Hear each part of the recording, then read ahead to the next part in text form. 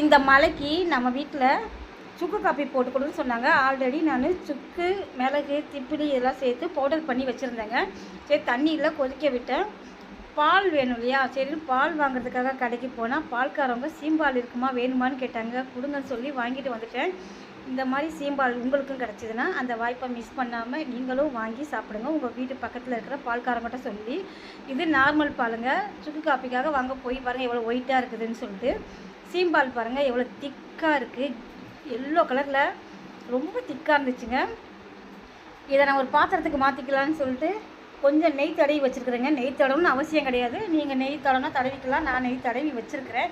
இதில் அந்த பாலை எடுத்து ஊற்றி வச்சுங்க. 1 லிட்டர் பாலையும் உங்களுக்கு தேவைன்னா டம்ளரில் இல்லை ஒரு கிண்ணத்தில் எதில் வேணாலும் ஊற்றிக்கலாம். உங்கள் விருப்பம் தான். நான் எல்லாத்தையுமே ஒரு பாத்திரத்தில் ஊற்றிக்கிட்டேன். இதுக்கு தேவையான 1 லிட்டர் பாலுக்கு 250 கிராம் சர்க்கரை போட்டேங்க. அதுதான் கரெக்டாக இருக்கும். அப்போ தான் சூப்பராக இருக்கும், டேஸ்ட்டும் நல்லாயிருக்கும். எல்லா சர்க்கரையுமே போட்டாச்சுங்க. ஏலக்காய் பவுடர் பண்ணி வச்சுருக்கிறேன், அதையும் போட்டுடலாம். ஒரு 4 ஏலக்காய் தூள் பண்ணி வச்சுருக்கிறேங்க. ஏலக்காவும் போட்டாச்சு. இப்போது ஒரு கரண்டி விஸ்கு வச்சு நல்லா மிக்ஸ் பண்ணிக்கோங்க.